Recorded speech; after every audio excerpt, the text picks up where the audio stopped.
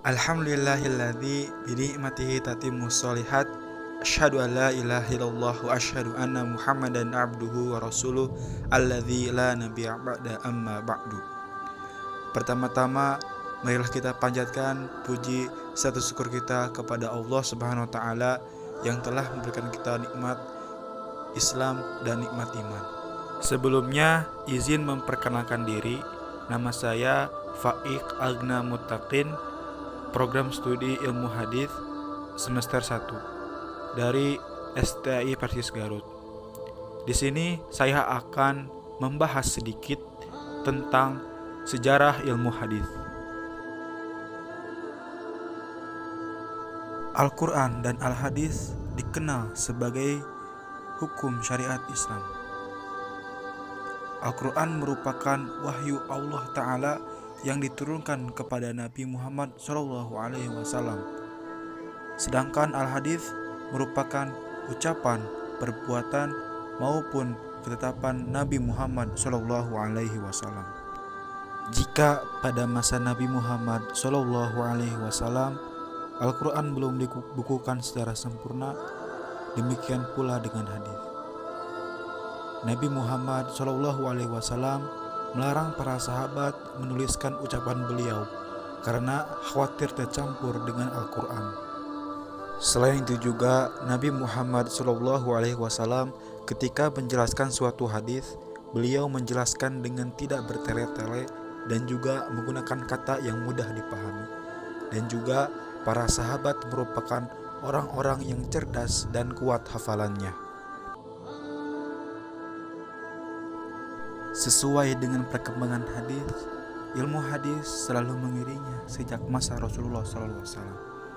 Sekalipun belum dinyatakan sebagai ilmu secara eksplisit, ilmu hadis muncul bersamaan dengan mulainya periwayatan hadis yang disertai dengan tingginya perhatian dan selektivitas sahabat dalam menerima riwayat yang sampai kepada mereka. Dengan cara yang sangat sederhana, ilmu hadis berkembang sedemikian rupa seiring dengan berkembangnya masalah yang dihadapi. Pada masa Nabi Muhammad SAW masih hidup di tengah-tengah sahabat, hadis tidak ada persoalan. Karena jika menghadapi suatu masalah atau skeptis dalam suatu masalah, mereka langsung bertemu dengan beliau untuk mengecek kebenarannya atau menemui sahabat lain yang dapat dipercaya untuk mengonfirmasinya. Setelah itu, barulah mereka menerima dan mengamalkan hadis tersebut.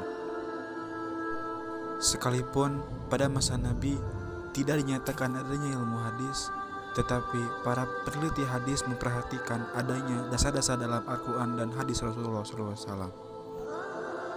Allah Subhanahu wa Ta'ala berfirman dalam Quran surat Al-Hujurat ayat 6, Ya ayyuhalladzina amanu in ja'akum fasiqun binaba'in fatabayyanu an tusibu qauman bijahalah fatusbihu ala ma fa'altum nadimin.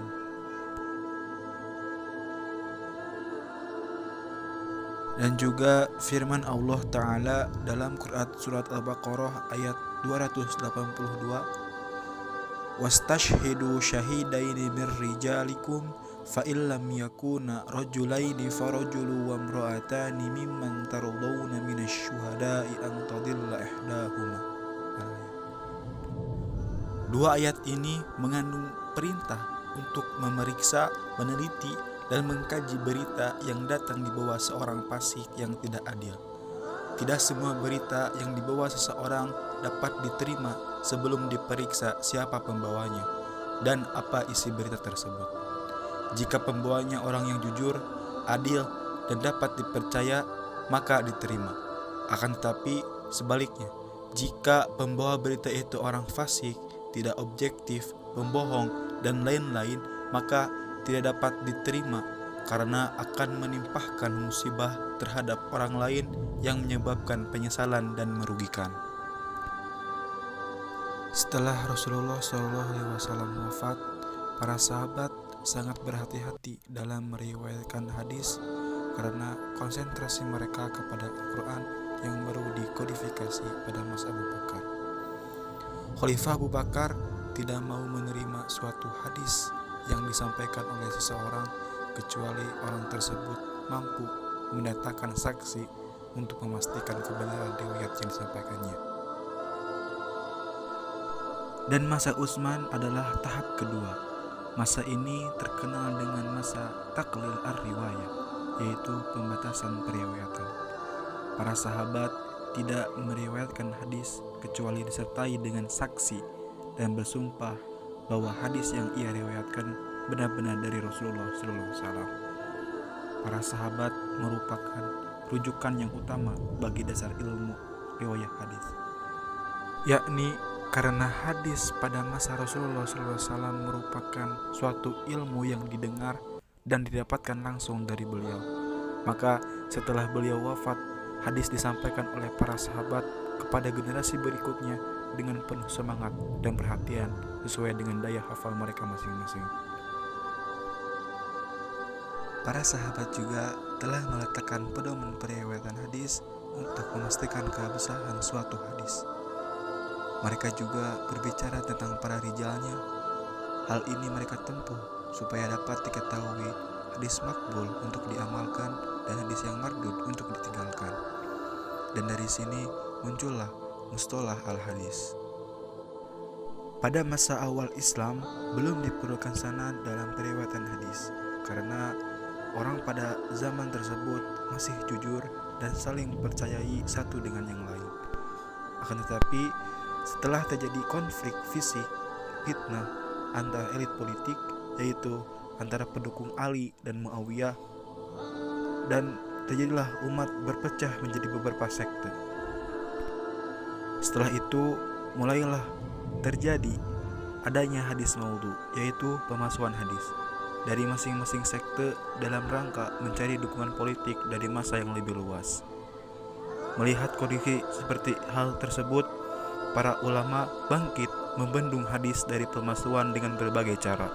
Di antaranya, pertama, meminta pembawa riwayat untuk menyebut sumber tempat ia memperoleh riwayat tersebut. Identitas sumber ini nantinya akan diteliti kapabilitasnya sebagai seorang rawi, baik dari kekuatan hafalan maupun sifat jujur dan amanah pada kepribadiannya. Dan dari metode inilah muncul ilmu rijal dan ilmu jarah wa ta'dil sebagai cabang dari ilmu hadis. Kedua, melakukan rihlah atau perjalanan melintas berbagai negeri untuk bertemu dengan rawi hadis. Dengan cara ini dapat diverifikasi langsung yang akurat pada kapabilitas seorang rawi. Dengan cara ini Al-Bukhari, Muslim, dan beberapa ulama lainnya berhasil menghimpun hadis dan memverifikasi kualitasnya. Ketiga, mencocokkan sebuah riwayat dengan yang dibawa seorang rawi dengan riwayat lainnya pada suatu hadis. Sebuah hadis dapat memiliki jalur periwayatan yang berbeda. Jalur-jalur itulah sebuah hadis dapat diverifikasi dengan cek silang ada atau tidaknya kesalahan pada hadis tersebut ataupun terdapat hal yang ganjal di dalamnya. Dari rangkai metode tersebut dikenallah mata rangkai periwayatan yang dinamakan dengan sanad. Pada periode tabi'in, penelitian dan kritik matan semakin berkembang seiring dengan berkembangnya masalah-masalah matan yang para tabi'in hadapi. Demikian pula di kalangan ulama-ulama hadis selanjutnya. Perkembangan ilmu hadis semakin pesat ketika ahli hadis membicarakan tentang dobit, yaitu daya ingat para pembawa dan perawi hadis kuat atau tidak.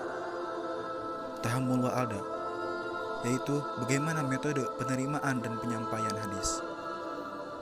Nasih dan mansuh, yaitu hadis yang kontra bersifat menghapus. Gharibul hadis, yaitu kalimat hadis yang sulit dipahami, dan lain-lain. Akan tetapi, aktivitas seperti ini dalam perkembangannya baru berjalan secara lisan, yaitu dari mulut ke mulut dan belum ditulis. Pada pertengahan abad kedua Hijriah sampai abad ketiga Hijriah, ilmu hadis mulai ditulis dan dikodifikasi dalam bentuk yang sederhana. Belum terpisah dari ilmu-ilmu lain, belum berdiri sendiri, masih campur dengan ilmu-ilmu lain atau berbagai buku atau berdiri secara terpisah. Tetapi pada dasarnya penulisan hadis baru dimulai pada abad kedua Hijriah. Imam Asy-Syafi'i adalah ulama pertama yang mewariskan teori-teori ilmu hadisnya secara tertulis sebagaimana terdapat dalam karyanya. Misalnya, ilmu hadis bercampur dengan ilmu ushul fikih seperti dalam kitab Ar-Risalah yang ditulis oleh Imam Asy-Syafi'i, atau tercampur dengan fikih seperti kitab Al-Um. Sesuai dengan pesatnya perkembangan kodifikasi hadis yang disebut pada masa kejayaan atau keemasan hadis, yaitu pada abad ketiga Hijriah. Perkembangan penulisan ilmu hadis juga pesat, karena perkembangan keduanya secara beriringan. Namun, penulisan ilmu hadis masih terpisah-pisah, belum menyatu dan belum menjadi ilmu yang berdiri sendiri. Ia masih dalam bentuk bab-bab saja. Mustafa Asy-Syibai mengatakan, orang pertama kali yang menulis ilmu hadis adalah Ali bin Al-Madani, syekhnya Al-Bukhari, Muslim, dan Tirmizi. Dr. Ahmad Umar Hashim juga menyatakan, orang yang pertama kali menulis ilmu hadis adalah Ali bin Al-Madani, sebagaimana yang ditulis oleh Al-Bukhari dan Muslim. Di antara kitab-kitab ilmu hadis pada abad ini adalah kitab Mukhtalif Al-Hadis, yaitu Ikhtilaf Al-Hadis karya Ali bin Al-Madani, dan Ta'wil Mukhtalif Al-Hadis karya Ibnu Qutaibah. Kedua kitab tersebut ditulis untuk menjawab tantangan dari serangan kelompok teolog yang sedang berkembang pada masa itu, terutama dari golongan Mu'tazilah dan ahli bid'ah. Di antara ulama ada yang menulis ilmu hadis pada muqaddimah bukunya, seperti Imam Muslim dalam kitab Shahihnya dan At-Tirmidzi pada akhir kitab Jami'-nya. Di antara mereka, Al-Bukhari menulis 3 tarikh, yaitu At-Tarikh Al-Kabir, At-Tarikh Al-Awsat, dan At-Tarikh As-Shaghir. Imam Muslim menulis Tabaqat Al-Tabi'in dan Al-I'lal. At-Tirmidzi menulis Al-Asma wa Al-Kuna dan kitab At-Tawarikh. Dan Muhammad bin Sa'ad menulis At-Tabaqat Al-Kubra. Banyak sekali kitab-kitab ilmu hadis yang ditulis oleh para ulama pada abad ketiga Hijriah ini. Namun, buku-buku tersebut belum berdiri sendiri sebagai ilmu hadis. Ia hanya terdiri dari bab-bab saja. Perkembangan ilmu hadis mencapai puncak kematangan dan berdiri sendiri pada abad keempat Hijriah, yang merupakan penggabungan dan penyempurnaan berbagai ilmu yang berkembang pada abad-abad sebelumnya secara terpisah dan berserakan. Al-Qadhi Abu Muhammad Al-Hasan bin Abdurrahman bin Khalad Ar-Hurmuzi adalah orang yang pertama kali memunculkan ilmu hadis yang berdiri sendiri dalam karyanya Al-Muhadits Al-Fasil Bain Ar-Rawi wa Al-Wa'i. Kemudian diikuti oleh Al-Hakim Abu Abdullah An-Naisaburi yang menulis Ma'rifah Ulum Al-Hadis, dan Al-Khatib Abu Bakar Al-Baghdadi yang menulis Al-Jami' li Adab Asy-Syaikh wa As-Sami, dan kemudian diikuti oleh penulis-penulis lainnya. Demikianlah segelumit gambaran tentang sejarah kemunculan ilmu hadis, sebuah ilmu yang menjadi tonggak terjaganya kemurnian ajaran Islam meskipun umurnya sudah berabad-abad tahun lamanya. Wallahu a'lam bishawab.